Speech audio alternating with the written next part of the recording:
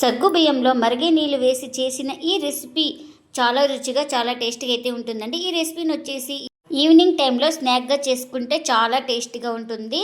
ఈ రెసిపీ వచ్చేసి ఇంట్లో వాళ్ళందరికీ నచ్చుతాయి. అంత క్రిస్పీగా అంత టేస్టీగా అయితే ఉంటాయి ఫ్రెండ్స్. ఇంకెందుకు ఫ్రెండ్స్ ఆలస్యం, ఎలా చేయాలో ఏంటో అనేది వీడియోలోకి అయితే వెళ్ళిపోయి చూద్దామా మరి. ఇంకా ముందుగా ఒక బౌల్ అయితే తీసుకొని అందులోకి 1 కప్పు సగ్గు బియ్యం అయితే తీసుకోవాలి. ఇంకా వీటిని అయితే ఒకసారి శుభ్రంగా వాష్ చేసుకుందాం. ఇంకా శుభ్రంగా ఒకసారి వాష్ చేసుకొని వాటర్ అన్ని వంపేసుకున్న తర్వాత ఇందులోకి బాగా మరిగే నీళ్ళు అయితే వేసుకోవాలి. ఇలా మునిగే వరకు అయితే బాగా మరిగే నీళ్ళు అయితే వేసుకోవాలి. ఇలా మరిగే నీళ్ళు వేయడం వల్ల మనకు సగ్గుబియ్యం అనేది సాఫ్ట్గా నానుతుంది. ఇంకొకసారి ఇలా బాగా స్పూన్ తోటి కలిపేసుకుందాం. ఇలా కలిపేసుకొని ఇంకా ప్లేట్ అయితే తీసుకొని ఒక 10 నిమిషాలు పక్కన పెట్టేసుకుంటే మనకు సగ్గుబియ్యం అనేది చక్కగా నానిపోతుంది. ఇంకా ఇప్పుడు ఒక 10 నిమిషాల తర్వాత అయితే మనకు సగ్గుబియ్యం కూడా బాగా నానాయండి. ఇప్పుడు ఇందులోకి చిన్నగా కట్ చేసుకున్న ఉల్లిపాయల ముక్కలు ఇలా బాగా ప్రెస్ చేసుకుంటూ వేసుకోవాలి. అలాగే చిన్నగా కట్ చేసుకున్న కరివేపాకు, మిర్చి, ఒక 1/2 టీ స్పూన్ దాకా చిల్లీ ఫ్లేక్స్. ఇంకా ఇప్పుడు ఇందులోకి రుచికి తగినంత సాల్ట్, చిన్నగా కట్ చేసుకున్న కొత్తిమీర కూడా వేసుకోవాలి. ఇవన్నీ వేసుకొని ఒకసారి మొత్తం ఇలా బాగా కలిపేసుకుందాం.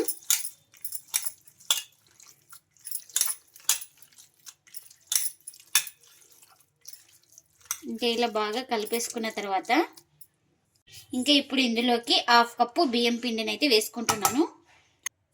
ఇంకా బియ్యం పిండి కూడా వేసుకొని మొత్తం ఇలా ఒకసారి బాగా కలిపేసుకుందాం. నేను ఇక్కడ చూపిస్తున్నాను కదా, ఈ విధంగా బాగా కలిపేసుకోవాలి.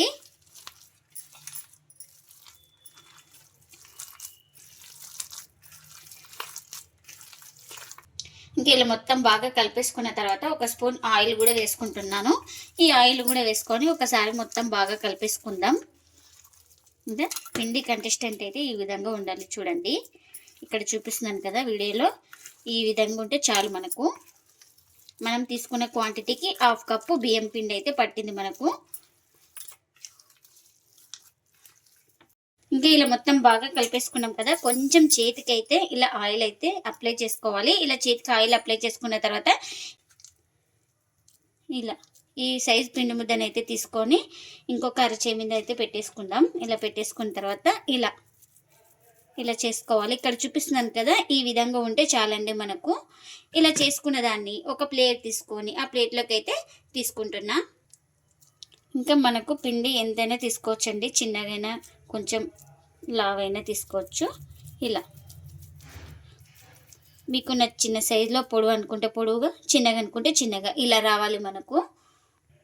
ఇంకా దీన్ని కూడా ప్లేట్లోకి అయితే తీసుకుంటున్నా. ఇంకా ఎన్ని అయితే అన్నీ ఇలానే చేసుకోవాలి. ఇంకా కాల్చుకోవడానికి ఆయిల్ కూడా పెట్టేసుకున్నాను. ఆయిల్ కూడా హీట్ అయిందండి. ఇంకా ఒక్కొక్కటి ఇలా నిదానంగా ఆయిల్ అయితే వేసుకోవాలి. మనకు ఫుల్ హీట్ మీద ఉండాలి ఆయిల్ అయితే. ఇంకా ఇవి వేసేటప్పుడు అయితే స్లిమ్లో పెట్టేసుకొని వేసుకోవాలి. చూడండి ఇంకా కడాయికి ఎన్ని పెడితే అన్ని వేసుకోవాలి. కాస్త గ్యాప్గానే ఉండాలి మనకు.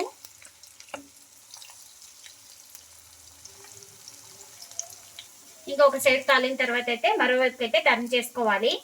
చూడండి ఇలా ఒక సైడ్ కాలిన తర్వాత అయితే ఇలా మరోవైపు అయితే ఇలా టర్న్ చేసుకోవాలి. ఇంకా అటు ఇటు తిప్పుకుంటూ బాగా క్రిస్పీగా వచ్చే వరకు అయితే ఫ్రై చేసుకోవాలి. అప్పుడు మనకు చాలా టేస్టీగా అయితే ఉంటుందండి. ఇంకా మంటను అడ్జస్ట్ చేసుకుంటూ మీడియం టు లో ఫ్లేమ్లో కాల్చుకోవాలి. వీటిని అయితే హై ఫ్లేమ్లో అస్సలు కాల్చకూడదు. పైన కాలినట్టు లోపల పిండి ఉంటుంది మనకు. ఇంకా అటు ఇటు తిప్పుకుంటూ అయితే బాగా క్రిస్పీగా వచ్చే వరకు అయితే ఫ్రై చేసుకున్నానండి. ఇంకా వీటిని ఇప్పుడు ప్లేట్లోకి అయితే తీసుకుంటున్నా. ఇంకా మిగిలిన వాటిని కూడా వేసుకుంటున్నాను.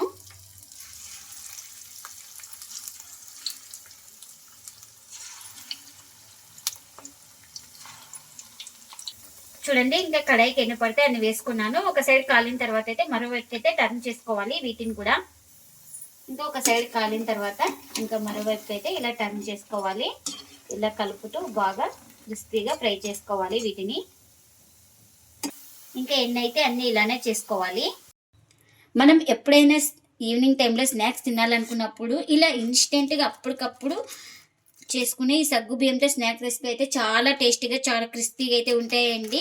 ఇంకా వీటిని కేవలం 10 నిమిషాల్లో ఇన్స్టెంట్గా అప్పటికప్పుడు చేసుకోవచ్చండి. అంత టేస్టీగా అంత క్రిస్పీగా అయితే ఉంటాయి. పిల్లలకు కానీ పెద్దలకు కానీ ఎవరికైనా నచ్చుతాయండి. అంత టేస్టీగా అయితే ఉంటాయండి. మనకు ఇంట్లో వాళ్ళందరికీ నచ్చుతాయి ఇలా చేసి పెడితే. స్కూల్ నుంచి రాగానే ఇలా చేసి పెడితే పిల్లలు కానీ చాలా ఇష్టంగా తింటారండి. అంత టేస్టీగా అయితే ఉంటాయండి. ఇంకా వీటిని మనం సాస్తో కూడా సర్వ్ చేసుకోవచ్చు అండి. చాలా టేస్టీగా అయితే ఉంటాయి. చూపిస్తాను చూడండి. లోపల ఎక్కడైతే పిండి అయితే లేదు, మనకు బాగా ఫ్రై చేసుకోవాలి క్రిస్పీగా అయ్యే వరకు.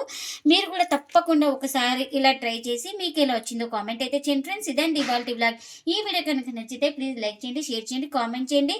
అలాగే లైక్ చేసి సపోర్ట్ చేయండి friends. Thanks for watching. Bye bye.